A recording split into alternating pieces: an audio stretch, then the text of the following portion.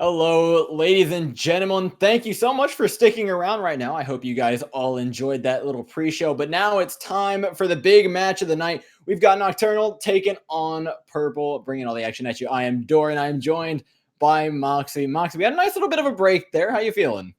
I mean, I'm feeling ready and raring to go, and I'm sure both of these guys are going to be as well. Because in that last series, we had just a little bit of a difference when it came to that win-loss record. One team sitting at that 3-1, the other team sitting at that 1-3. Both of these guys, Nocturnal and Purple, coming in with the exact same results, 3-1. So it's going to be anyone's game today. Yeah, that little difference turned into a big difference earlier, but hopefully this one can be a little bit closer. This meta has been extremely divisive between these teams, so polarizing in a lot of the matchups because the teams, they've only had a little bit of time to get a grasp on the meta, but these are teams that we've actually seen a good bit of success out of, right? They are both 3-1, but with these changes, there's one team between these two that I'm really looking at to have a lot of success. It's mostly because of one player in here. Oh, and for the folks at home, is that by any chance your favorite HQ? He's my favorite when he's on, and when he's off, he's not my favorite. It's like you only get like H key carry or like H key AFK. Then there's no in between. But there's a reason that the guy is called full name HQ broke, right? Sometimes he's able to find it, sometimes he's able to fix it, other times it's just a little bit inactive. And no, we know both of these teams, we know how strong both of them can be. Because while you have HQ who can play a very strong DPS on the other side, you've also got Anhu up and available for Nocturnal, who can do pretty much the exact same. You let that guy go completely free reign with a Genji blade, and he is going to completely dismantle your team.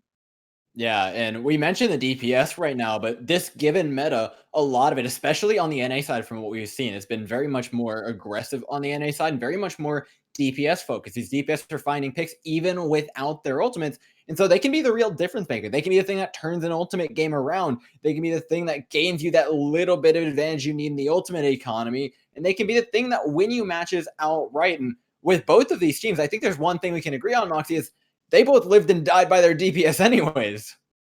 You need to have your DPS coming up absolutely huge in this matter because they have to be doing constant damage. They have to be constantly pressuring it, not just the front line, not just the other DPS, but the back line as well. Because all of these compositions, they hinge on drawing out abilities, and the biggest ability to get baited out of you is that immortality field. As soon as a Batiste puts it down early into an engagement, the other team will immediately surge forward, oftentimes with an immortality field of their own to give themselves just a little bit of a cushion when they go for that aggressive play, and they'll just completely steamroll over a team that doesn't have it up and available. Yeah, there's a lot of cooldown management that goes into this, whether that's ultimate cooldowns, whether that's ability cooldowns. Every single button press matters, and so does every character. You find one pick, and the whole team composition is going to crumble. Just like you said, the immortality field, the second that's out, that's in its own right such an important tool for stopping a lot of these teams from just steamrolling you because the double shield offers so much pressure, and the Genji makes that even more flexible. All of a sudden, the double shield isn't just this bunker that you're sitting behind and hoping for the best. All of a sudden, no, you're put on a timer. There's a Genji and an Ashe that are constantly shooting at you, not to mention the halt, accretion, dynamite, dash combos that are just, at this point, a little obscene to see. These Genjis are having a very, very good time, though, because at the end of the day, it's them that's coming out on top. But we're going to be headed off. It looks like Ilios is going to be the first map in this series. And Ilios has had Well, just a little bit of a change of face when it comes to how teams actually engage. Gone are the day. Well, actually, gone is Ilios. honestly, you've been Say baited by that. the teams. They're just packing their bags. They're moving on over. Looks like we're going to be teleporting and flying on over to Oasis. It's a good thing, Dil, that we don't have to go through security and get all of our bags checked because half of Overwatch, I think, wouldn't be allowed on the flight if they tried. Yeah, and now with Oasis, I think that changes things up a ton in this meta, right? We have much more close range engagements. We have much more long range engagements. I'm thinking of a couple maps in particular that are really going to mix things up. And the first of those will be exactly the one we land on. This is going to be dive central in a couple of seconds because that high ground is so, so vital. And now we are seeing, even on control points that aren't Ilya as well, the fight move on over to that side position. You don't want to be picking up the point, first of all. No, no, no, no, no. You need to be controlling the space because you might be able to pick up that point first, but you will just be stuck looking up at the enemy team who've got the high ground, who've got their advantages. They've been listening to their pop culture references, and for a reason. So when you've got the high ground, you control the weight of the spam damage. Absolutely. You can run the double shield here, though. It's a meta that we actually saw a good while ago when nobody knew whether to run the dive or the double shield. The double shield, instead of wrapping around to the high ground, they would wrap around to the exact opposite side of the point and bunker down on that stairwell, which I think is what these teams are actually going to be fighting for, if not the high ground itself, since they know one another aren't going to be running dive. Both of these guys are going for the dive counters, right? You've got Zemrat and HQ both on the Torbjorn, so they're expecting dive to be coming at them. They might not be thinking it's going to be a mirror matchup. Look at your face. Observe the barrier. And both of them coming out with the Torbjorn. However, Anhu on the Genji, like you mentioned, look at me the difference maker, but there's a ton of damage on purple. So Nocturnal are effectively on a timer to get a pick with this Genji. With this more mobile composition, they need to close the distance, they need to get in, and Zemrat started off right, taking down HK. The turret lives, but it doesn't matter. There's so much more damage coming out from the side of purple right now. Zeus does not have the space to work with this Ashe right now, and Zemrat isn't even going to allow Purple the chance to reach through gracefully. He's looking for the hammer kill support! He's trying to go for it onto the stick. He gets it! Zemrat's going to be coming into that first fight with the hammer kill, and that is Purple sent away with a tail between their legs. And you do have to rely on Zeus on this Ashe to get yourself that early pick, right? Because you're going to have Nocturnal that's going to be poking away at your composition with the Torbjorn turret, with Anhu on the Shurikens. If you don't have anything to immediately flip the fight into your favor, it's going to be so hard to get through this main corridor. Yeah, and the major thing you're missing with this Genji is just the ability to finish off the picks, right? Zeus, like you said, has to be doing a lot of the damage, but it's always been up to the Genji. The Swift Strike has been the major difference maker. Now with the amplification matrix thrown out, this is just time off the clock for purple. Now it's their turn to walk right back on in, though, with an amplification matrix of their own. Look at this, so very early mortality field use. This is going to hurt them massively in the next 10 seconds. Yeah, purple going to be coming in with that Sigma Flux. If they're able to open the door for the Sigma, you can surely shut it in Nocturnal's face, but they put the blade! They put it into the corner! So they had to try and save themselves. This is not enough. Man, I bet he had an immortality field, huh? I bet he's wishing he had an immortality field right about now. That's the domino effect that we talked about. As soon as the immortality field goes down, so do Nocturnal's chances of winning that point, and purple will finally be able to get this tick percentage going in their favor. Finally, this pick of Zeus on the Ashe is going to be coming up absolutely huge for these guys, because the Genji is going to have the advantage when the fight is close to home, but as soon as the distance lengthens out, the Ashe gets to reign supreme. Absolutely, there's so much distance to be closed here. The Torbjorn and the Ashe, both of them ultimates up. Bob and Molten Core going to be dying a ton of space, but they give the high ground away. Now, where they rotate to is actually going to be super critical for how they play this fight. They move themselves in a group, though. What a halt combo into the Griddick Flux. That is 4 members up, 4 members down for purple, and HK is going to be the first to fall. And now, with Zeus stuck in a corner, the DPS are down, and this composition is just going to fall to bits. Purple lost that Bob as well. Zeus committed it, but he just goes straight off the map. In fact, I have a feeling he didn't look before he leapt. Duh. I think the Omnic went either off the map or to play in traffic, and that's still going to be an instant hit, an instant kill. And if you're Nocturnal, an instant flip into your favor, as you'll be able to take this point. And now you've got this Zemrat, you've got that Molten Core that you can just scatter straight into Purple's compositions when they try to go for this recontest, and it's approaching final fight territory. Not to mention, Anhu has another blade, hopefully this time with an immortality field to keep himself up. Bongo's used though, and this is from purple to just gain space. The Molten Core is effectively going to do the same exact thing. It's not going to deny them the point, however, it is going to force them into that guaranteed final fight territory. 98%. They've got to get the touch through. The blades in from Anhu, this time with the immortality field, and he's already finding so much more value. Dash resets all over the place, and this is going to be a fight and first point one for Nocturnal. Purple tried to deal with it with that Molten Core from HQ, but Anhu just had so much support behind him, with the entire team making sure that Genji survived the immortality field, the armor packs, everything to keep that Genji up and alive, to have that blade being absolutely huge. And Purple got played like an absolute fiddle when it came to that time bank. Zambra did such a good job at just crippling all of the abilities and their time bank, making sure that they weren't able to recontest to get onto that point to where the fight would open out, where Anhu would have a much harder time going from player to player to successfully reset those dashes.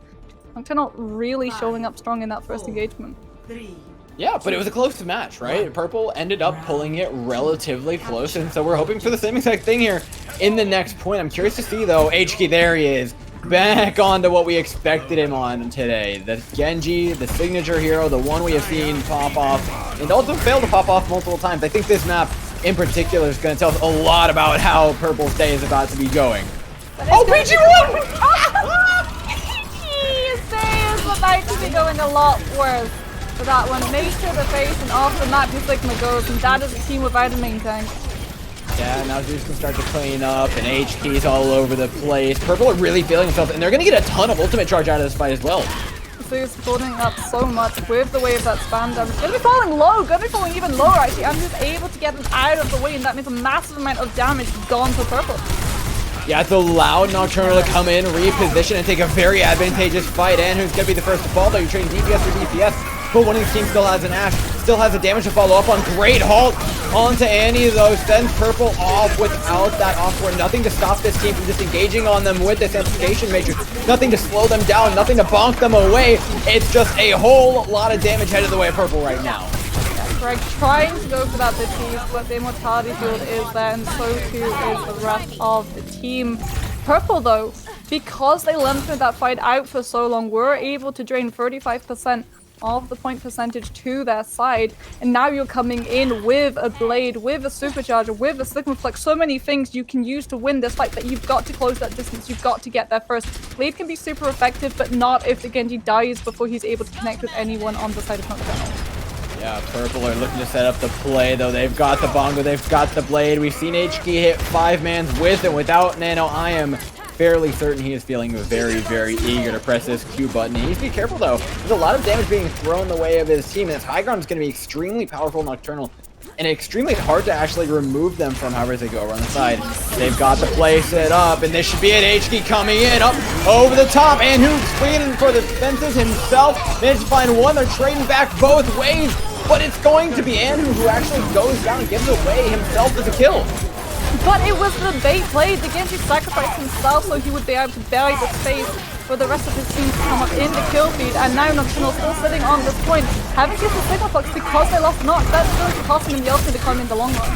And that was a huge flux there. That's what ends the fight. And like you mentioned, given that they had the flux to end the fight, that ended up taking them all the way here to what is probably final fight territory. I mean, you've got to lengthen out these fights though, because you had to use it. You had your back against the wall, Nox had gone out. That's a lot of not just healing, but also crowd control. Purple weren't able to approach. HK wasn't able to get as close as he wanted because the break was there with the shield bash. Once she's gone, you've got to put the Sigma Flux in to keep those DPS off your back. But now you've only got a bot to try and see the team away. And it's going to be used extremely early here, effectively to work on the shields of Purple. And at 90%, that's not going to force him off in the final fight. In fact, he's just going to go down immediately. Halt. No accretion to follow up. And who goes for the dash through. He needs to be very careful. Took a ton of damage there. At 99%, it's kind of now or never for Purple. They're coming up big, though. Skyward Crawls, followed by Anhu. No main heroes alive. They need to be finding kills right now. Zermit has to pop off on the dash if they want to hold on to this point right now. You just have to buy the time at the moment. So you've got it to 99. You just want Purple to use as much abilities and ultimates as possible, because you're coming into this next fight and you can set this up beautifully. It doesn't matter if Alexi's going to have the immortality field. It doesn't matter if Annie's going to have that rally. PG's got the Sigma Flux, and Annie was so close to the blade. Sigma can lift them all through. Alexia will be forced to put in that immortality field because he doesn't want to lose a member early, and Anhu can come in with the cleanup play and just mop all of Purple off this point with that blade. Oh, and they're already being halted onto the low ground. This sets up beautifully for that gravitic flux that you mentioned. It's just a matter of execution right now for Nocturnal, because they're letting that percentage get pretty high themselves. I mean, Nocturnal letting the rally actually go through, so Purple, they popped it early. They thought the halt would be what initiated that fight, and now they're without it. Oh, and like you said, there goes the immortality field, and here comes the blade. Anu up, over, and in. That is a massive dynamite as well. The combo with the blade finishing people off left and right. 99% will take over. Nocturnal are going to take map 1. There was just no way that you would be able to avoid that play unless you were able to kill either the Genji or the Sigma before the fight actually starts. Because it's such a horrible place to be, and you have to put immortality field in, because if you lost a member early, you would have lost the fight straight off the bat. And then you're going to be down 50% of your health. But if you'd had that rally, if you'd had something to just have a little bit more sustenance once the Sigma Fox had dropped and you'd hit the ground, maybe you would have had a chance. But as it was, honestly, Nocturnal played it perfectly. And there was no way that Purple could have outplayed that. Well, to get to that point where you can play perfectly, where you have an ultimate advantage, you have to be doing things correctly. Now, Purple, I feel like, were overall just a slower team. I don't feel like they were making any massive mistakes outside of a couple invulnerability fields here and there, but I feel like they were doing everything that Nocturnal was, just a little bit slower. Nocturnal was getting to the blades just a slightly faster. Nocturnal was pushing the fights a little bit quicker. They're taking away those resources a little bit faster, and bit by bit that chips away at the hold that Purple are looking to set up. And they never actually got to set one up because they never got a hold of the ultimate economy like we talked about. I mean, a big part of that was honestly sticking with that Ashe pick.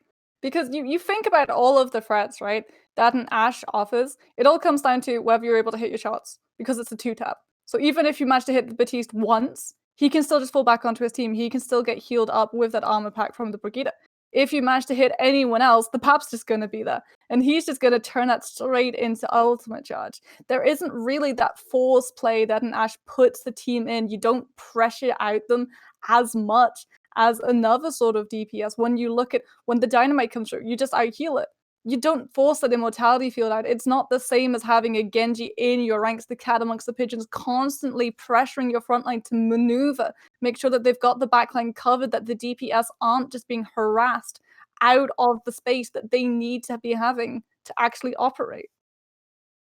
Yeah, Purple clearly have a good few issues, and I think a lot of them just come to understanding and cleanliness of play with the composition. I don't think it was as rough as we were seeing from Olympus earlier. I feel like this is definitely both teams knowing what they need to do. It's falling more so on just the execution and the mid-fight thinking, right? They're not sticking to the plans that they're setting before the fight. They're having to reach these stages of the fight where everything's improvised, and then it's Purple throwing in one too many ultimates, them throwing in just a little bit much. But I think that goes to show, as much as that may have been a 2-0 win for Nocturnal, these teams are actually relatively close to one another. Yeah, and honestly, what Purple's running and the way that they're trying to run it, it will work as long as they've got the space. That's where it basically hinges on. If you're able to win the fights, if you're able to actually secure Zeus a position on that high ground to just have so much spam damage in, then you will be that threat. Then you will be posing that problem that constantly forces Nocturnal into using abilities and cooldowns to try to deal with you and keep your team alive. But it all hinges on whether or not you're able to actually set Zeus up for that.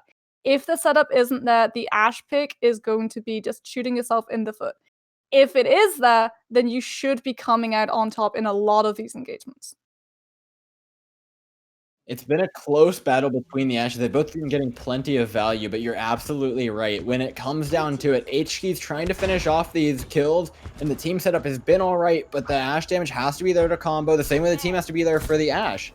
Nocturnal now, they get to at least start out a little bit more defensively, and I'm curious how they play this, because no longer can they rely on the Torbjorn. They need to hold their ground without an ultimate advantage, and a little bit more of an old school style. That's going to be that exact mirror matchup. It's going to be the Ashe versus Ashe, the Genji versus Genji. So again, it all comes down to cooldown management. Who is able to keep a hold of that immortality field? Who is able to hit that amplification matrix up first? That's going to be the ultimate peak of these fights. And that's a very early immortality field here from Alexio, but I don't think Nocturnal want to drop on top of this either. They want to play patient. However, Purple is looking to split them up. And Mox, you and I have talked about this play before. We are not big fans of it. It can be collapsed on very easily by Nocturnal. Purple get too big for the britches. They will be punished. However, they're just going to rotate right on back around. Nocturnal setting up in the normal choke here, waiting for a big dynamite to come in to be followed up. And there it is. Anu and PG1 with some massive damage to follow up a dynamite. Oh, the tag on the laser as well. Out goes the Batiste, and that should be the fight win for Nocturnal. You do lose Anhu, which means that you're not going to be able to be rolling up towards that blade, and HK is going to be hitting that one a lot faster. That's the danger at the moment, right? You've got to deal with this blade, and you're not going to have Nocta's rally, which means Soud is going to be forced to use that immortality field unless the Genji is able to be taken out of the fight before that ultimate is initiated, which is going to be the win condition. All of Nocturnal have to focus down that DPS. Whether or not they can shut down HK is their way through to this fight. But HK himself, we know, has been a serious threat. It's a matter of setup, though, right? You need to get the halt. You need to get the damage in for the Genji to follow up on, or at least force out the immortality field. It's not just this instant fight win for Purple. It does require some actual execution. Here's a halt in. Will catch two. Doesn't look like HK wants to follow up on it, though. That dynamite is going to be pretty large onto the backline. In fact, take down Zebra, who's run away from his team, and Matrix, and that is the go button for Purple. They have decided it is time to go. It is now or never. And who dropped down to 90 HP can knock over the counter blade. Meanwhile, HK's farming his backline 3 at a time. Yeah, and we see that HK, what goes first is the immortality field. You just did not have enough to sustain through it. You needed that rally. You needed that extra healing. You needed that extra health. And unfortunately, you didn't have it. You'll have it in this next fight, though. And that means that Anhu should be able to connect this blade to a whole lot of people. The problem is, you've got to burn through Annie's rally at the moment. And that's already been built up, though. You have to win this next fight as well, because once you give up that high ground, Zeus is all set. And Greg can just come in with these Sigma Fluxes. He's got the space. He doesn't have to worry about taking it out early, not like PG. PG has a lot of space he needs to be able to take with this Gravitic Flux, but it's going to be starting out with Dregs, and it's not finding all that much value right now, but they do manage to hold on to their high ground control. You can see Zem is trying to go for that high ground. Wow! But it's Purple who's coming up in the kill feed, and Zeus doesn't even need to use this ultimate to win himself the fight. Yeah, it's not been a pretty one right now for Nocturnal. They've been on the back foot pretty much the entire time, and I think that comes down to Purple. They're playing faster, they're playing more proactive right now. They're basically making sure that Zeus is always set up on this high ground, and we talked about it. If they're able to give the Ashe this setup, then this is a composition that is really going to flourish, and that's what we've been seeing. Zeus has shown up a good bit, but Anominat as well needs to be taking space and is actually relatively vulnerable on the Orisa. It's a lot of setups though. The halts have been strong, the follow-up's been stronger. HK finds the backline, Zermit nowhere near their team. Now that means it's free blade. HK just coming in, flashing and dashing his way on through. It's a casual scroll through point B here for Purple. And Nocturnal just emptied all of their ultimates. All of them, though, into a fight that they lost. And it wasn't a close fight, no, it was brutal. That was R-rated violence on your screen right now. And if you're Nocturnal, you've got an amplification matrix. This ultimate has to count. Because, honestly, it's the one thing that's stopping Purple from pushing this card all the way through C. Well, they've got plenty of time to do exactly that, regardless of what the ultimates are looking like. But I think a lot of this is going to come down to this one neutral fight. This is the same way we see the points start off. The team that takes the fight takes the ultimate economy and continues to roll with it. Whether or not Purple takes this is going to be a massive decider. Immortality field again! So early from Skyward, however, both teams are going to be using them, so Alexio doesn't have to feel too bad about their decision. However, the battle of attrition just got a lot more dangerous. HQ looking to try and farm that blade up. If these Genjis are able to get a pick, if they're able to build up that blade, that is going to be huge in opening up this fight. And look at this, Purple's been forced off of the high ground. This is not where they want to be right now. It's open to Dynamite, it's open to damage, and PG1 and Zerman are going to show them exactly that in spades. Tons of shots being thrown their way, and Purple finally have to relent. Oh, Nocturnal, able to win out that fight. Able now to have Zemrat positioned in that prime spot on the high ground, and who able to get out as well. Going to have that blade going to be there with the supercharges on the side of Lenathan, so you can make it count. Because Purple, they've got the blade, but they're missing that extra oomph from the Orisa. And you will have that rally, but you want to save it, right? You want to use it reactively for when Nocturnal try to contest you, because Zeus is eyeing up that high ground. You can see the rest of Purple eyeing up that high ground as well. They're posturing, they want to try and move in on Nocturnal. And this bunker is going to be very, very fragile, because the all things up in the corridor, this can just go to town. Well, H keeps trying to go to town. Can he find one? Zerma dies in the back line, but going in for more. He's getting a little bit greedy here. Double dipping, going for seconds that were not there. Nocturnal holding their ground beautifully with this bongo. However, there's just more ultimates on the side of purple right now. Nocturnal, if they're able to get these resets though, they're the ones with the ultimates, they're the ones with that respawn advantage, being so much closer, they can come and swing fight immediately back into their favor if they're able to regroup. Big if there. PG1 does manage to regroup in though. The Gravitic Flux is huge. It finds one, but Greg's going to be falling immediately after. Skyward down though. No main heals. Nocturnal need to be very careful. The burst damage here from Zeus could actually do a lot of damage. The pop as well can do a lot of damage, and you can see Purple they're swapping up the composition to get into this fight faster. Greg's onto the hammer, he wants to lend a lending hand, but it's still the pop finding so much value. Oh, and who's giving him a lending hand straight back to spawn. Zeus and Annie immediately go down the second Epos Blade. 1 minute on the clock though, Moxie, and Purple have made it a good bit of the way through this match. Both of these guys actually reset onto the Hammonds, Greg and Lenathan, but Lenathan is really close to those Hammond points. And when you've got 1 minute left on the clock, you can stick with it so that you'll have that control over the cart, but they're not going to go for it. It's going to swap onto the Orisa, so you've got that double shielding, you've got that Hulk control, so if Purple do go for the high ground plane, when Electro has that amplification matrix, you know that's the play that they want, that is the prime position to set that window up. You do have to have the Orisa try and halt them all away from you. It's so difficult though to actually set this proactive play up. They can just back away from this amplification matrix. It's huge around the corner, and look at this Nocturnal instead of backing away, they just walk straight the hell through it. Accretion damage, all sorts of AoE being thrown into this room, and it is Purple members falling left and right here. 22 seconds on the clock, and this is gonna be their last chance, if any, to get through the map. It's the DPS. It's the DPS difference that's going to be deciding this next fight, though, because both of these Genjis are going to be coming into Blade. The question is, are Purple actually going to be able to touch this payload? Because it's 5 seconds left, and none of them have hooked onto a Tracer or a Lucio, and none of them are currently touching cards. Oh, and who does not feel bad about the Blade at all. It was a great push, though, from Purple.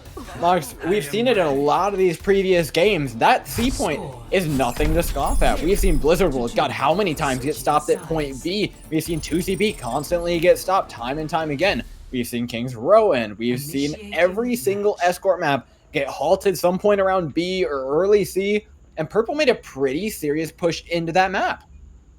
It's because there's always a line, isn't there? No matter what escort map it is, there is always a line where as soon as you cross into that point C territory, it's just so one-sided in the defender's favor. They tend to have the high ground. They have all of the chances to regroup when they lose a member as well, because they've got that respawn advantage. So when we talk about you lose a player, you have to throw an ultimate in to make up the difference. Defenders don't necessarily have to do that. They just have to give up a little bit of a ground and then just wait, because they've already got that prime position to just be holding to get all of the poke damage through, to build up those ultimates so much faster than the other side, who, if they don't have that momentum, when they either move in to that point C with ultimates already rolled up in the bank, so that they can continue winning these fights. Because every single time you lose that fight, you're forced off the high ground, you're forced to go all the way through main, take all of that poke damage, face ultimates that have been building up super fast for the other side, while you yourself are completely crippled in ultimate economy. And you and I have talked about this before. These team fights can take so long to go down. It's so much setup, so much grinding away at shields, so much damage that it actually takes to break open these compositions that you just run out of time by the point in time where you reach the end of C. However, this Widowmaker pick from Nocturnal is a very interesting choice. They're going to be seriously lacking in damage. Well, you are going to be seriously lacking in damage across the board, but if you're able to get that one pick onto Electro, you've won the fight all by yourself. Well, Alexio's going to be safe and sound on the high ground for the time being, and who's trying to find some sort of dent, but this team composition isn't quite going to break open yet again. Without that Dynamite, there's nothing really there for Anhu to finish off until Greg and Zeus are caught out way too far forward. The Orisa group's up with the team, and all together, they're just going to push straight through this high ground. And no one can sever it right now, because the entire team is just busy trying to keep Anhu away from the front line, the back line, all of places. Semret does go down to Alexio, but you're going to have Nox there. And that means you've done your job. You've managed to break open that payload, it's gone through, choke, you can nice swap onto the Ash, take control of the high ground. Anhu's already up there, making sure that Purple really do regret trying to set Zeus up on that. Especially because this guy's got a blade. This guy was going to be coming into that nano, and we know the dangers of a nano boosted Genji. but well, you add a mercy damage boost on top of that too, add a sheer utter devastation and annihilation on the level that immortality field or rally is just not going to be enough. And you've already lost Alexia, so forget that immortality field that you were hoping for. This is a fight that Nocturnal know they can win, and Purple knows they can win as well, so they're giving them plenty of space, but those cooldowns are still available. Nocturnal knows that they've already won that fight by taking out that Batiste, meaning that you don't have the backline that the front line can fall back onto, and now you're being staggered out. This is huge. All the while, the payload is going to be moving completely uncontested. Mercy trade out for the Orisa as well. Now you're losing the Halt to deal with the Nano Blade. They're not too concerned about losing the res. They still have that instant fight win button in the Nano Blade, just waiting for the right time to use it, because Purple haven't held their ground at all here. They've just been forced back up and back up and back up. They're so terrified of this blade, and here it comes now. And who's looking for these members finally gets one. There it is. Flash dash through, but not much in the way of resets. A big commitment there from Nocturnal for not all that much value. They do need to find the follow-up damage if they want to find success. But Zerman's nowhere to be found with the team. Now it's HK's turn. Try Blade, but he's found plenty of value with it. Forces out the grab from PG1. It's going to be his team taking down the backline while he's at it. Honestly, Anhu's Blade wasn't big when it comes out, but it had done enough, right? It wasn't meant to get the picks. It wasn't meant to be that massive big 6. If you got it, you're patting yourself on the back, you're happy. But what it did was allow that payload to move freely, all the way pretty much through B, because you were just so scared. You saw Purple just backed up and backed up and backed up and weren't quite unsure of how to deal with it when it comes on through, but now they've got the high ground, now they've got the superchargers, now they've got the rally, now they're controlling the tempo of this fight. And if you're Nocturnal, you invested so much in that last fight, you were going to be waiting for these ultimates to come up on your side, and that means you're leaning away from the ultimate economy. It's slowly slipping into Purple's favor. That one fight could be the difference maker for the whole map. They've allowed Purple to get a bit of momentum in their defense right now, and that's going to make things a lot harder for them, because the longer this goes, the worse that ultimate advantage is going to get. Nocturnal think they're farming up to theirs, but Purple's actually farming them. 3 minutes are on the clock. But Moxie, I think you and I both know where the momentum is right now. Oh, but Anomanat's actually going to use the superchargers as Nocturnal to try and commit onto the payload, even with that member missing. Yeah, this is not the look you want to be seeing right now. They don't have the numbers, they don't have the abilities, they're losing their ultimates at a very, very rapid pace. This team may have plenty of time, but they are slowly bleeding out. Oh, Sky would get so low on that Batiste. You don't want to peek when Zeus has got a high ground and the dynamite to throw at your face. Nocturnal, their forces are completely split, completely fragmented, and so vulnerable because of it.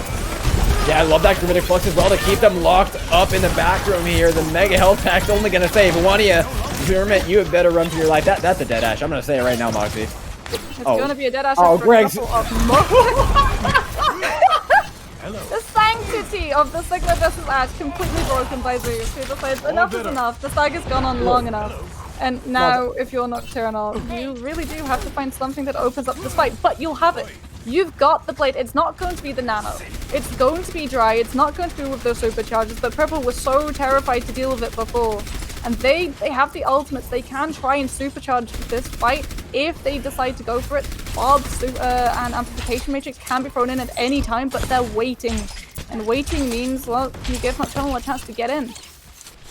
Nocturnal, they're going to take that chance and get in onto the high ground, but Purple have wrapped their way all the way around. A great rotation from them, honestly. This is exactly the position you want to be in. The Nominat is happily going to wait on the card here, make sure there's no progress actually being made, while the rest of their team holds strong, waits out the Amplification Matrix, takes down Anhu, who is harassing their 4-4 Orisa. Nice accretion, though, from PG1 to take down Alexio. No longer is that Immortality Field available to save Annie, and now no supports alive for the side of Purple, which means it is all damage permanent on the side of Nocturnal, and they are not making it count. Zeus has come in and has done obscene amounts of damage to them. Linehan, the only thing left, but HK's gonna end him.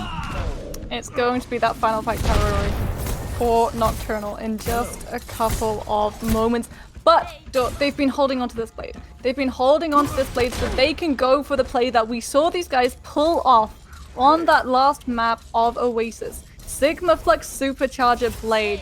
And Purple, they don't have the rally. It's all going to be down to HK. He's got to go in. He's got to make this blade count. He's got to get the picks before the ultimates come out from Nocturnal's side.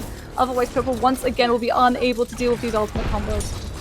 A very scary point. See if it gets to that point, but HK needs to be the hero for his team right now to stop that from happening. Like you said, really their only ticket in. Halt into the dynamite. Fortify's already been used by Purple.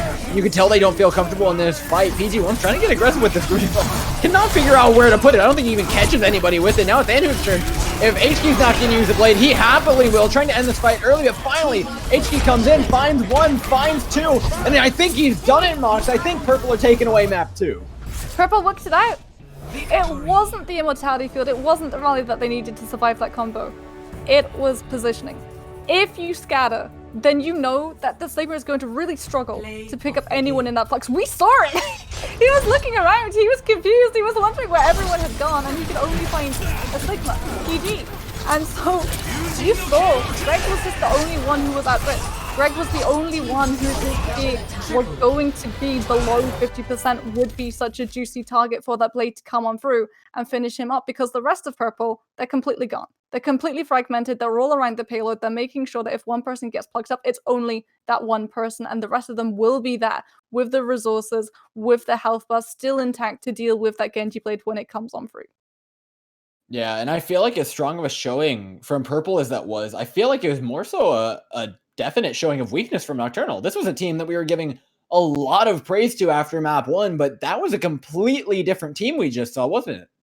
They found that win condition, but it takes so long to set up, and it costs so much, because it's free ultimates. Supercharges Blade and Stigma Flux. Free ultimates that you have to use in one fight, which means you are always going to be lacking those free ultimates in all of the rest of the engagements. You can't use the Sigma Flux to protect yourself when a Genji Blade comes through. You can't use the Superchargers to buy yourself the space to push the defense back. And you can't use the Blade to go in and get the picks or even pressure out the other side into dropping that immortality field, into losing their front line. And it means that you're just constantly lacking in the cycle of ultimates. And Purple, they just get to wait. They just get to throw ultimates in whenever they feel like it, because they know that they don't have to worry about that Sigma Flux, that they don't have to worry about that Superchargers. They're all just going to be coming out in one massive big old pile up. It's a traffic jam. It's not what you want when you want a clean ultimate economy, but it's what they ended up with. Ladies and gentlemen, we've got a couple more maps to go. This series is shaping up to be a good one, but we've got to take a quick little break to fix some technical, and we'll be right back with you. And we're back. I promised you guys a quick break, and that's exactly what you got. As a man of my word, I can guarantee you there's another map coming up, and it's going to be Blizzard World. Mock, we saw a lot in those first two matches, and I think we kind of saw the teams go both ways, but I think this is going to be the decider of a lot of the momentum going further on into the series, whether Nocturnal can stop this downward slope that we've seen them on, or whether Purple can continue this upward trend we've seen them on. I mean, we talked about it. We said that the composition Purple was running with that Ashe would be extremely strong and pretty much nigh unbeatable, honestly, if you have control of that high ground. If Zeus is set up and able to spam so much damage, you just get to flourish. It just supercharges your ultimate economy. And so it's no surprise, really, that Purple, when opting in two sides, picked defense. Because that means you automatically get the high ground. Which means this automatically gets a huge one-up on the side of Zemret, who is going to have such a hard time going for those poke wars, because if you try and peek and you're just a little bit too aggressive and you're attacking and you're looking up at that high ground, your head gets taken off. Whereas on the defending side, you get to sit safe and snug beside two layers of shielding with that Orisa, with that Sigma, just without a care in the wood, a little bit of dynamite, a little bit of spam damage, all the while building up your ultimate. Yeah, defenders have had a massive advantage on Blizzard World. We mentioned it earlier on. Why teams are not making it very far in this map is because point A takes forever to crack open. Like, even if you do it in your first fight, you're going to spend a minute and a half minimum just getting to point. There's so much space to cover. And when it's double shield, it's this super slow, just trench warfare. Back and forth you go. Actually reaching the point, it's going to cost you a big time. And so expect these teams to have to use a lot of time to get not that far in this map. And I mean, it's so hard as well, isn't it, when you go for that attack onto point A, because you either have to just take the brunt of the high ground damage that's just pouring into your face, or you split the team. You send something like a Tracer or even the Genji go onto that point and contest it, and so the high ground defenders are forced to either give up that space or give up the ticks, and that's when you jump on them. But one thing that we're really seeing coming to the forefront is that split attack. So you're Orisa around one side, the Sigma around the other. It takes time. It's extremely costly because when you separate, you do make yourself just a little bit more vulnerable. The tanks will be so easy to be collapsed in upon, that Sigma especially has to be beside the Batiste, because the Orisa has just a little bit more sustain on her own right, Fortify and the whole ability able to keep you away, whereas that Sigma, he is pretty much dead if you're able to move past that accretion and Sigma shield. Absolutely. Nocturnal, though, let's see which way they want to go. We've seen a couple different approaches to this, right? The Panther's been one. I think it's super punishable, but they can all go to that same side. And look at how much space Purple is giving them. They're not even going to try and hold on to this high ground. That is a waste of cooldown in their mind. And honestly, I don't mind this look either. They've already broken shields. The Dynamite's hit big right now for Zeus, and they need to be able to hold their ground on this point so they don't get wrapped on. Purple are making sure that they don't get wrapped on. They're constantly looking around, constantly making sure that aren't splitting their forces. Now it's a head-on fight. Mono e mono 6v6. They push forward. Purple are taking a ton of space extremely aggressively. They know the cooldowns are all down for Nocturnal. They're getting punished for it. One member falls, but like we said, Mox, with one goes the entire castle. I thought Skyward is going to have this amplification. You know, like they're just a little bit behind, and now Nocturnal can take advantage. Oh, and they'll do so beautiful. Oh my god, Zermit! What a Dynamite finds two, and now this should be a clean point A. They spent about a minute getting there, so they have a good amount of time bank to get through B. And they've got stuff that they can use to just leeway their way onto that high ground, right? PG's going to have the Sigma Flex, Zermit's got that Bob. You can combo those up to buy yourself just a little bit of momentum. Because, you know, you've got just a little while before Purple want to come into this next fight. They're going to have to contest this high ground first. They're going to have to use so much just to get that foot even through the door.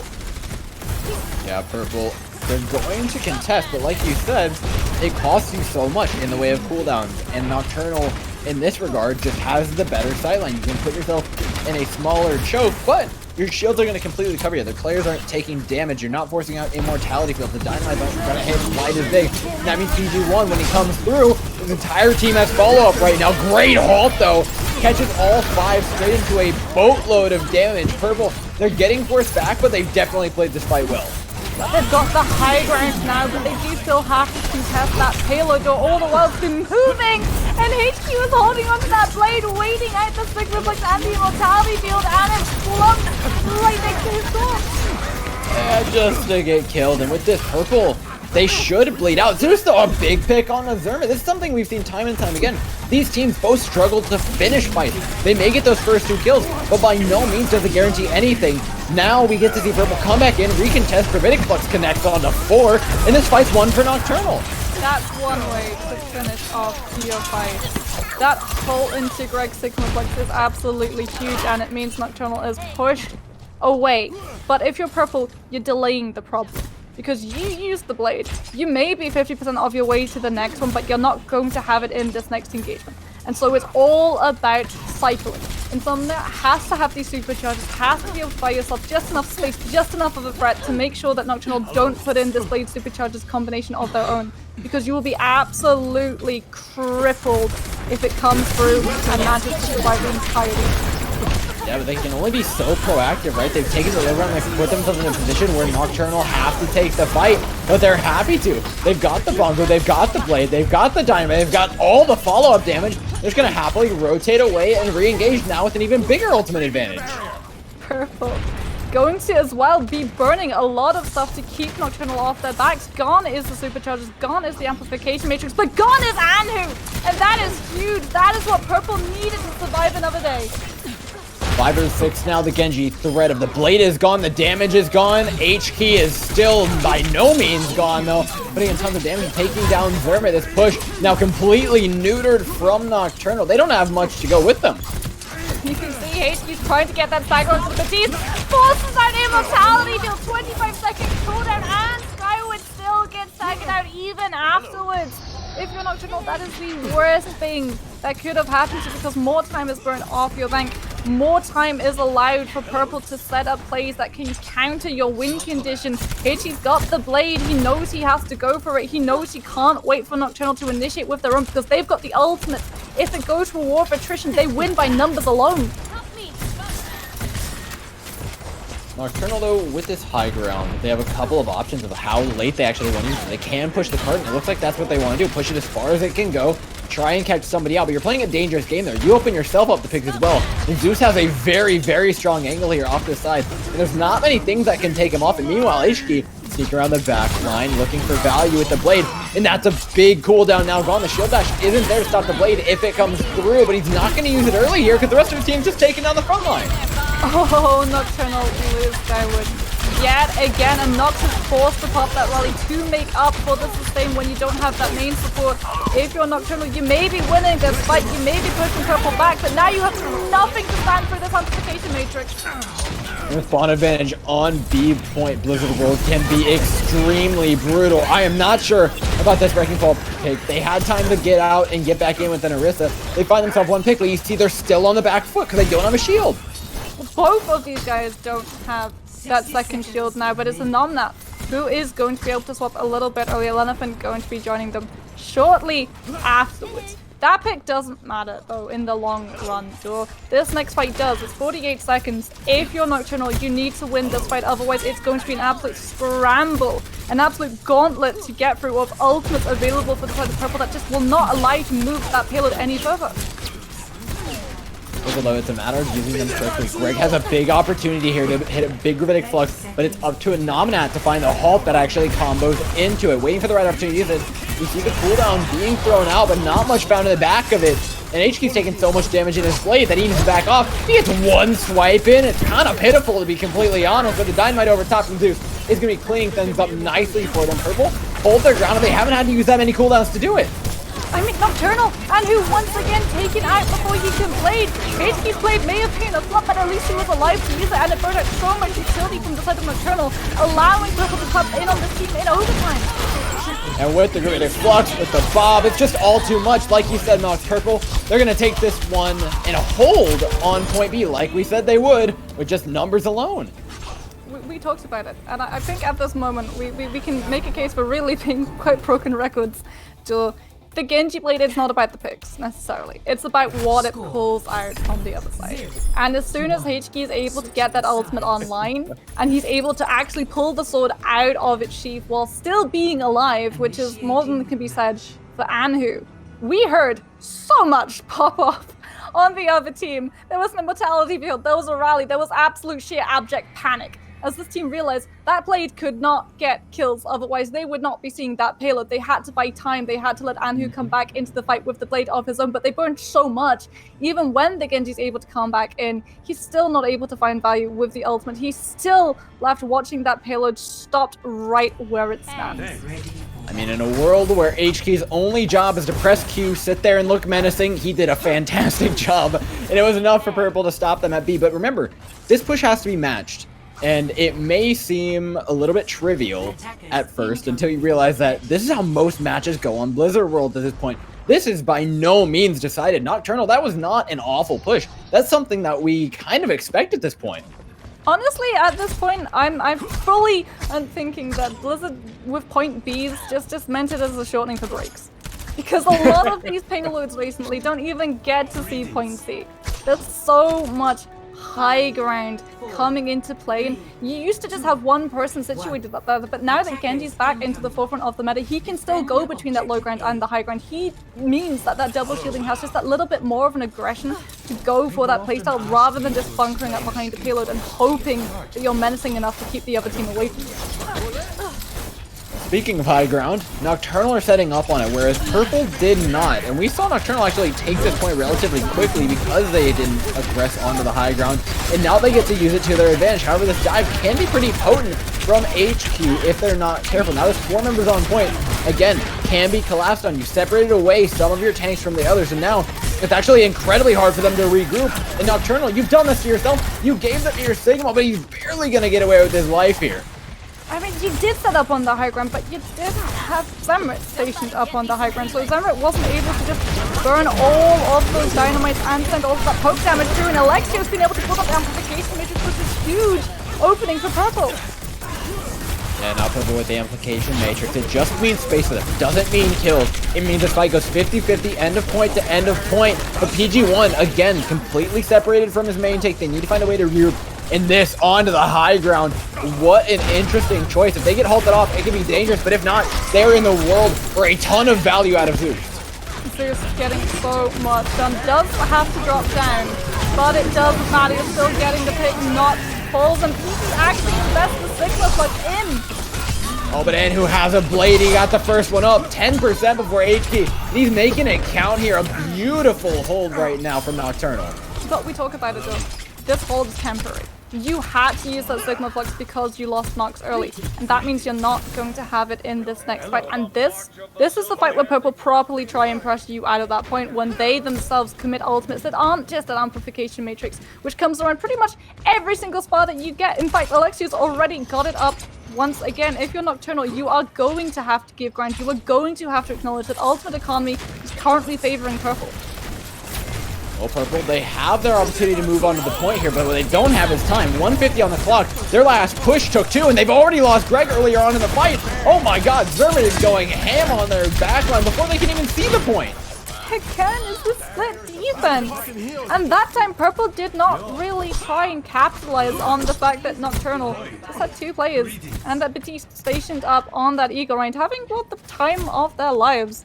Purple not quite matching the height requirements for that roller coaster, it seems, and booted off to try and push again onto this main road with only 1 minute left on the clock.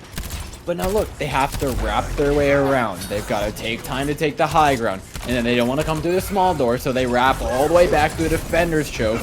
And then they have to waste more time. And there's only a minute on the clock. Mox, when are we going to see them step on the gas pedal? They need to. Now, they've got HP, they've got the blade. They cannot afford to wait until Nocturnal will be coming to the blade of their own. And here it is. That is the go button. That amp matrix in its own right should be enough, but it's absolutely not. Anhu's found your backline. He's found Zeus, and he's taken down your main source of damage. However, HK gonna trade it out in his own right. Dynamite throw from Zerman ends even him. The massive advantage right now for Nocturnal. Purple have nothing in the way of DPS, and they have nothing in the way of time as well. 30 seconds ticks down. And they're going to get staggered out now. You can see Nocturnal are chasing those kills. If they're able to get a stagger, it is all over for Purple. And really, it's going to be so hard for Purple as well, even with all 6 of their members alive, because you've got to get in to this point. You've got to be able to keep that supercharger alive for so long, and you've got to survive this blade coming out from Anhu, followed up by PG Sigma Flux. We know how devastating that combination can be, and Purple are going to have to take it without a rally. Oh, the halt into the gravitic flux. Everyone's in the sky, and PG1 lays down the laws of physics on him. Dynamite over top will not connect. In fact, it will just catch Greg, but that's enough to end the fight. It's enough to end the map, and it's enough to give Nocturnal 1 more in the lead. We see they can either deal with that Sigma Flux and Genji combination, or they don't. And they lose the map. It's really unfortunate for Purple because they were playing so well on Dorado. And it all just sort of fell apart when it came to that defense, because they were able, when it came to that attack rather, they were able to have so much in the way of presence on that point. They were able to go for the picks. It took them so long. It took them so long to rotate. It meant that they were burning time off their banks. That really long rotation when they all wrap around the Eagle Raid doesn't matter because they weren't able to get kills off of it. Nocturnal have already just abandoned ship and made sure that all of their defense is back on that point. So you're doing so much in the way of burning time off your bank and finding so little in ultimate economy, poke damage, and even setting yourself up for the fight itself. I mean, we could look at that whole attack. Purple got 3 fights. I'll give you a 3.5 if you count the one where Greg died the second he walked in, but 3 fights. That is just completely ridiculous. And it's partially to do with the meta, but it's partially teams not recognizing what the meta is doing to their pushes. They want to make these methodical ones. They want to play it right. But the second you lose one, 2 fights isn't enough to turn back around that ultimate economy if the team plays it correctly. And Nocturnal, they're back on their stride. They're back on their stuff, and they're feeling really good about themselves. This looks a lot more like a map 1 Nocturnal versus the map 2 Nocturnal. So Purple honestly leaned really heavily, too heavily, onto trying to make up for the mistakes they made in each previous push. Because the first time we see, there's no high ground contest, and they take so much damage from that Ashe who's just absolutely farming the entirety of their team, and they lose the fight because of it. The health bars are absolutely in shatters before the fight even starts. Then we see in the next push, they really heavily commit on to taking that high ground, when there's no one there. And it means that they're far behind in that time bank where they desperately, desperately need it on their side. Because if you'd had time, you would have been able to try and draw out that Signal Flux, that Genji play. If you'd had one final fight after what we saw, where Nocturnal's ultimate economy would have been in rags. They would have used that Genji blade, they would have used that Sigma Flux, they would have had nothing to stand up to when it comes to that fight afterwards. But because you took such a long rotation, you cheated yourself out of that last fight, you cheated yourself out of your best chance at walking away with Blizzard Point A and trying to get that payload all the way to the finish line. It's a completely different map, Monks, and we need a refresh from Purple. That was nothing like what we saw on map 2. Nocturnal are back, they have their stride, and they are ready to find some more value. And I feel like that's what they're finding a lot more of, right? Every single fight, whether it's just the Ashe, whether it's the Dynamite, whether it's the Halts, it's all these little things coming together, but they culminate in a kill here, a kill there. And I feel like right now, we talked about it while they were trying to push point B. Neither of these teams are doing a great job of finishing off fights, but Nocturnal's definitely doing a better job of finishing off fights.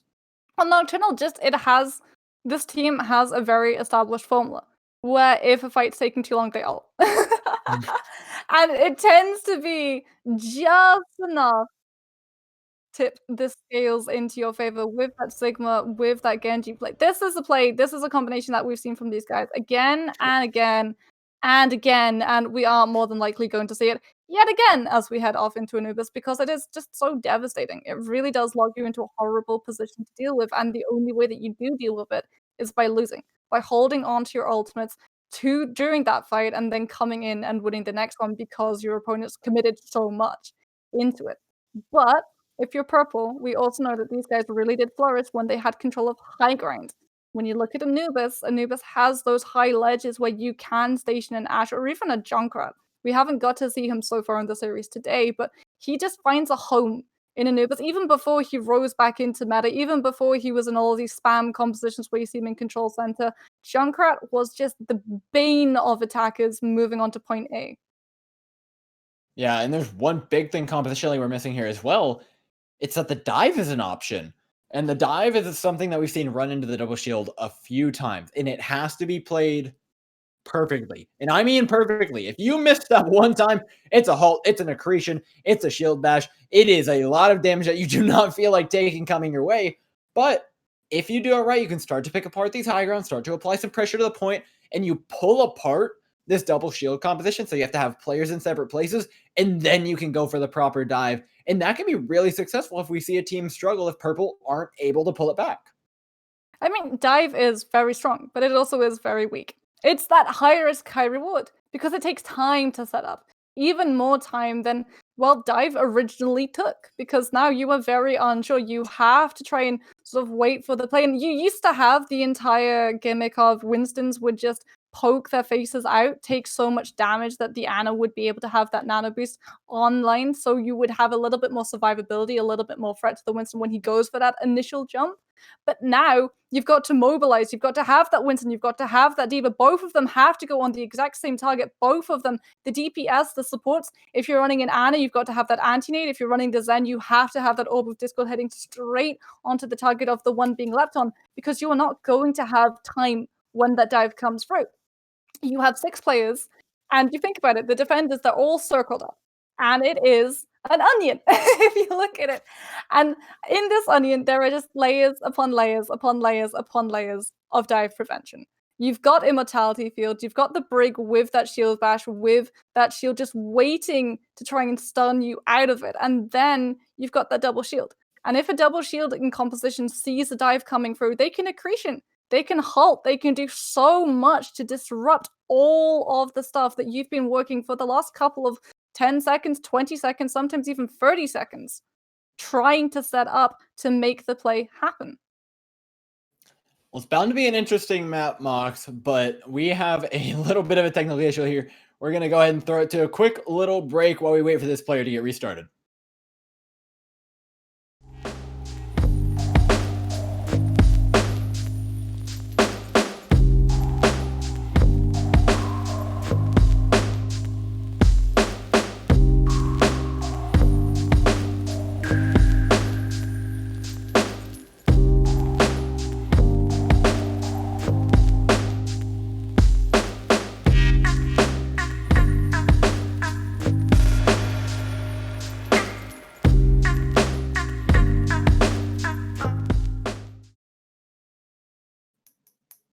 Mox, I'm not sure my watch is working.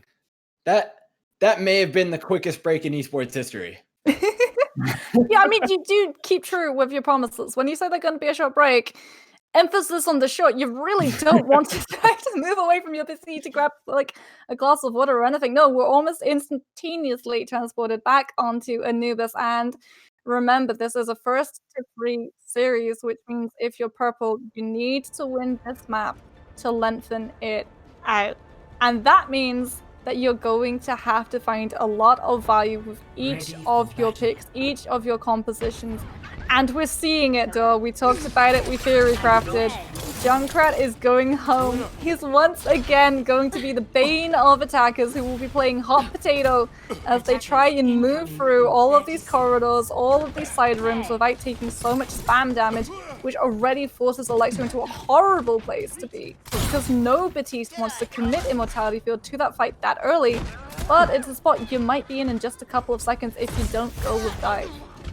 Yeah, this is also a place we've seen dive, or pardon me, not dive, to counter the dive, you run the Mei, but the Junkrat does a pretty good job. They're not fully committing the map cheese, but like you said, this can force an Immortality Field. This can force out some of those super duper key abilities if Nocturnal don't play it perfectly. Now I know me, you know me, Mux. I am a massive fan of anytime a team puts in a Junkrat or a Torbjorn, and here is no exception. I want to see some things blow up, and I want to see Anhu get some obscene value. That is obscene. That Dynamite catches all 6 of the members of Purple here. They have to back off and already waste that Immortality. Yeah, you had to put Immortality Field in, otherwise you would be facing a very, very fast loss. Anhu already building up to a very fast tire, already 50% off the way, and if you're purple, you've got to find some sort of way of navigating this first choke, because if you wait too long, Lenathan's just going to have another hole, and you're going to take another face full of team damage. On the bright side, since they took so much damage, at least Alexio's 85% to an Amp Matrix, which it's kind of decent. It's maybe the silver lining here, but Anhu and Dermot are near fight-ending ultimates, and that does not feel good for Purple right now, who have to make their way through all the spam damage. Finally, the Dynamite doesn't connect, but Purple are feeling extremely good about their... Oh, never mind. You cast a curse. Congrats, you cast a curse, and that is the worst member to lose in that composition. With the down a main support, and he's not going to be able to get back. Right, Nocturnal are going to be going so hard after that Batiste. When he goes for the respawn, you can already see Zembrets just searching, hoping that they can spot his head out. As it's going to be down to HK, he's going to have to open things up, distract from the rest of his team and the Batiste with this blade. This is brutal right now for Purple. Finding a way into this fight is going to be damn near impossible. Regrouping with your Baptiste is a whole other deal. Alexio can't put the Amp Matrix in front of his team, and they're going to bleed out here. The Brigitte drops all the way down to half HP. Nocturnal just retreat back to point, which is going to allow Purple to regroup with themselves, but they're still cut out in 2 little groups. They're still split, and that is going to be so hard to overcome. You have Anhu as well with the tire just waiting to ruin your entire day with this push. It doesn't need to get the value of a play of the game, it just needs to find one crucial pick. Oh, he hears HK up and to his left. What a sick play!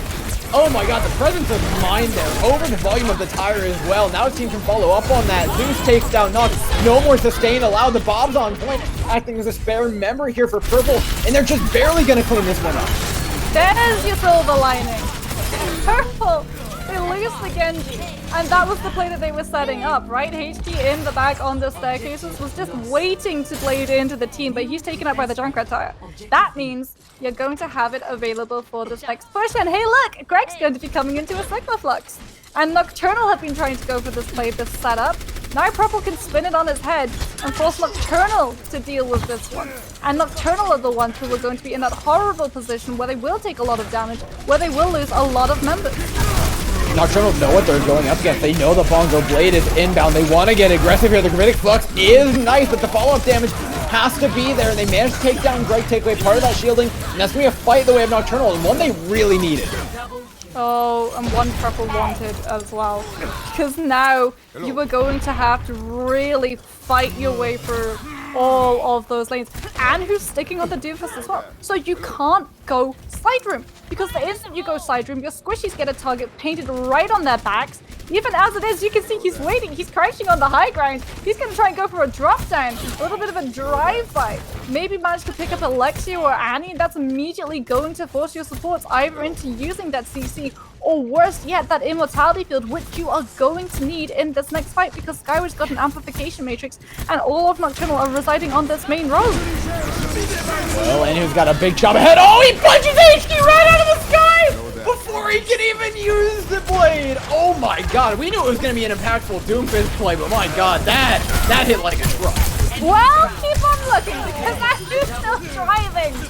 Oh my goodness, Alexia goes down in purple. They're going to be coming into ultimate. Zeus has got that bob, but after you use it, I think you might want to grab a McCree, a 6-shooter, and a big old flashbang to try to deal with this Doomfist. Otherwise, he's just going to be coming in and uncoupling your composition time upon time with all of these picks. He's just winning this fight on his own right now, though.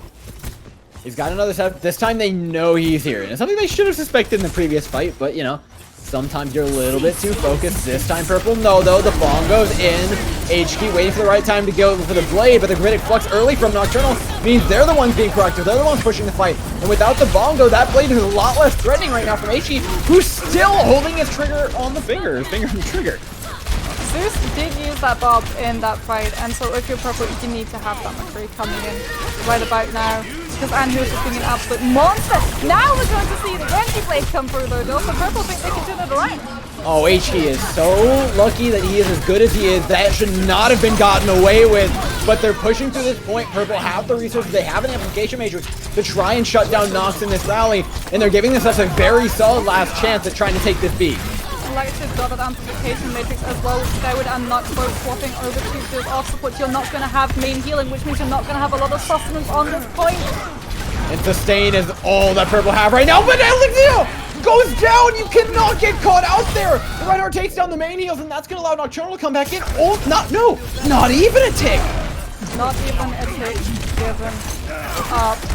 If you're Purple, that's absolutely heartbreaking, though. You've got 1 minute to work with. You used so much in that last fight. You've got a Sigma Flux, but you can be shut down so easily. And now Nocturnal, they've got the space. They're not even going to swap onto that Batiste. So, okay, there we go. Skyward going to be back onto the Batiste, going to be back there with that immortality field.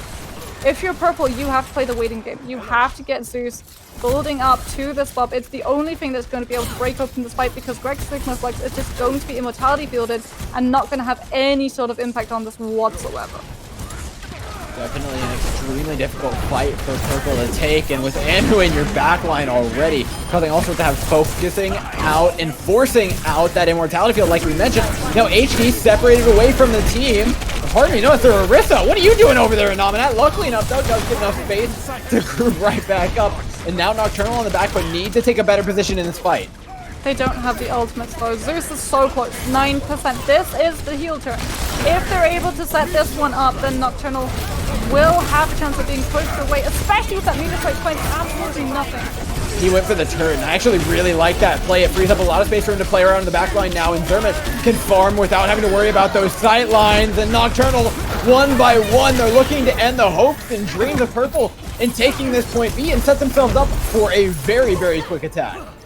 So Purple, when it came to dealing with the Doomfist, they went for the Torbjorn play.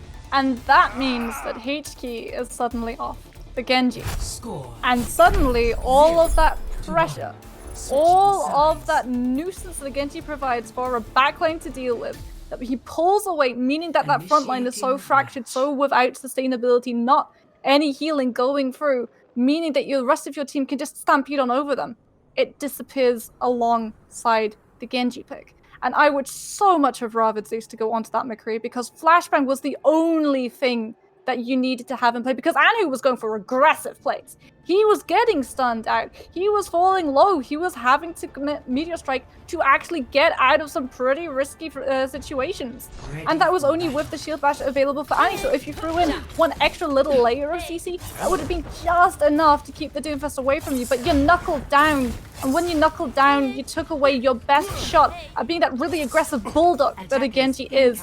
And you meant that you didn't have the shot to play into the ultimate chicken game. You weren't burning out Immortality Field, you weren't burning out ultimates from the other side, and so you were constantly up against it. Immortality Field constantly there, ultimates constantly available for the other side that you just did not have available with your counters being swapped. Well, it was a rough push for purple, but let's see what Nocturnal can do on this side. Please, Zermit, put on a show. Play the Widow, man. For the viewers. You know as well as I do that there's a 98% chance that he's just going to go for an initial grapple and then he's going to swap up to something a little more mobile. Prove her wrong, Zermit, please. He's still on the Widow. He's still on the Widow. This could be a dive into a late mid-peak. Yeah, Zermit's going to actually kind of hold all his cards up to himself. And now with your Zeus, you are going to have a real hard time staying any sorts of alive in any of these engagements.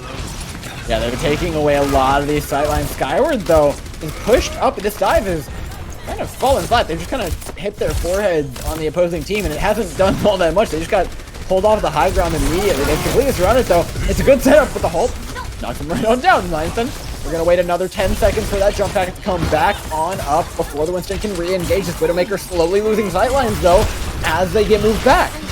I mean, Nocturnal are just trying to send purple into a frenzy and I send them running into some sight lines, but all that happens is exactly gets stopped one and they just crumble, and now you're getting staggered out. You lost both of your supports. You've allowed HK so much free reign that he's already got that blade built up. The saving grace for Nocturnal at the moment is that their composition is so mobile. It's going to be really hard for this Genji to actually find any player to stick this ultimate onto, because the Mercy is just going to fly away. The Ana is the vulnerable target, right? You go for her with that sleep dart, with that Anthony, but you've still got to actually get through the rest of the team. Oh, dude, that pick sucks. HK had his blade ready. You can't be dying like that, man. Now Anhu's just going to farm your backline one by one.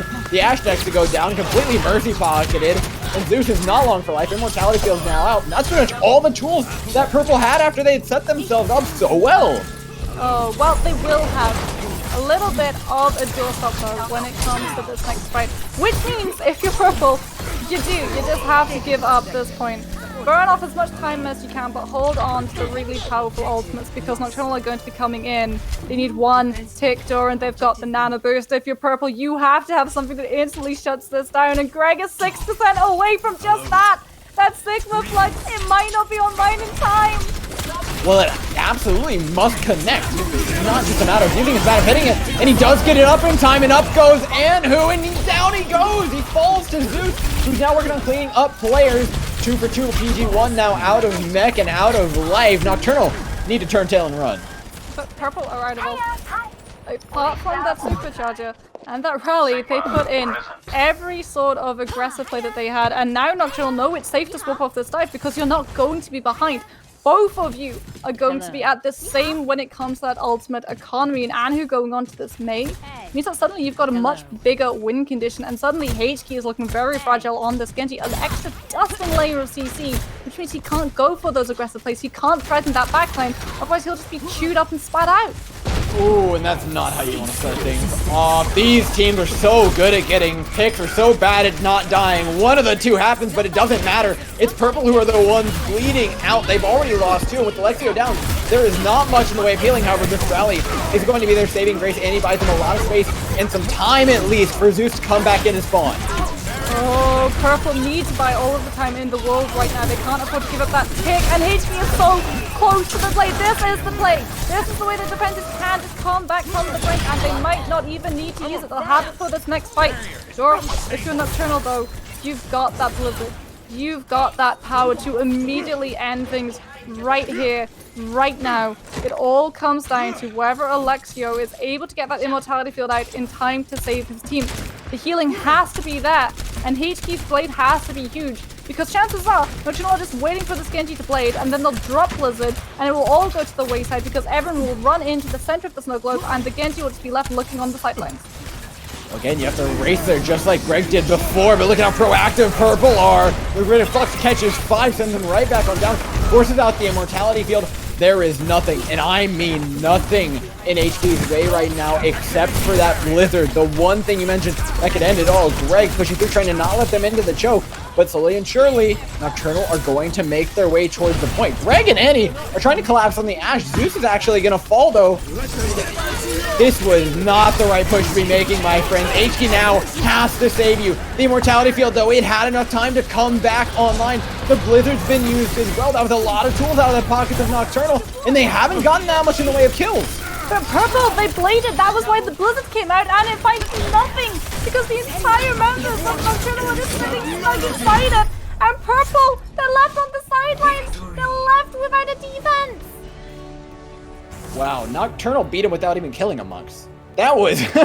that is a really strong push. The fact that they made it into that side room completely unscathed, they had the Blizzard still online, their use of their shield to actually make their way forward and take the space that the Genji didn't really have that much room to blade without getting caught in the Blizzard was perfect. And Nocturnal has looked like a team unleashed tonight. Can we just talk about the 2 players going for the Ashe? Because that was where the wheels fell off for Purple. When you need to have that constant presence on the point, when you need to have your DPS hidden behind those 2 shields, you don't want half of your team to be running after a stray DPS who doesn't even have an ultimate built up. I mean, she just coach gunned away. Like, I don't know what they thought was going to happen. They both run straight out of main for it. This is just like, see you guys later. Enjoy losing this team fight while the rest of their team slowly just like calling for them from behind. No, please, Sigma, come back.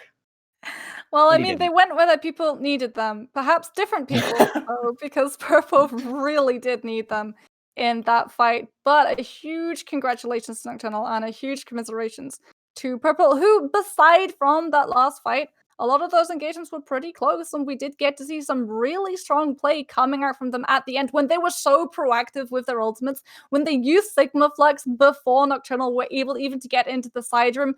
That was the team at its best, shining through with an understanding, a grasp of how they could finish those fights, how they could expand that time bank on their side. Well, I'm actually pretty impressed with how both these teams played so far. I think this match was played a lot better than the previous match. It's a lot closer, that's for sure. Nocturnal looked like a strong team. Purple looked like they have a fairly strong understanding of the meta. It's just a couple things that they need to clean up. A lot of those just regarding not being picked off, which honestly shouldn't be that hard to clean up for them. So some really promising stuff from both. And promising Overwatch as well, because we are pretty much into the part of the meta where a lot of players and coaches and observers and even casters of the game have a much better handle on how those changes have affected live play. And now that you've got a better handle on the game, we're going to see players really start to unlock the combinations necessary. So it's not just going to be about you manage to get that one pick, but you're not able to finish off everything else, and it just stays alive and everyone comes back from that respawn room and it resets as if nothing had ever happened. No, these players have a much better idea on how to get those win conditions online, on how to keep those payloads moving, and how to get control points on their side. Well, Mox, it's been some good Overwatch. It's been a good night, and there's plenty more good Overwatch. You guys, if you want to go ahead and tune in, NA Contenders Trials continues tomorrow. That's going to be on the Elo Hell YouTube channel. You absolutely won't want to miss that. Come on in and support Tier 2, support the gang, because everyone is pulling up, and it's an all-out party. If you want to support Mox and I, you can go ahead and follow us on our Twitter. She's at GotMoxie, 2 T's. I'm at Door_Cast. And of course, we would really appreciate if you followed us there. But thank you guys so much for your time tonight. Thank you so much for watching and supporting these teams. And we'll catch you later.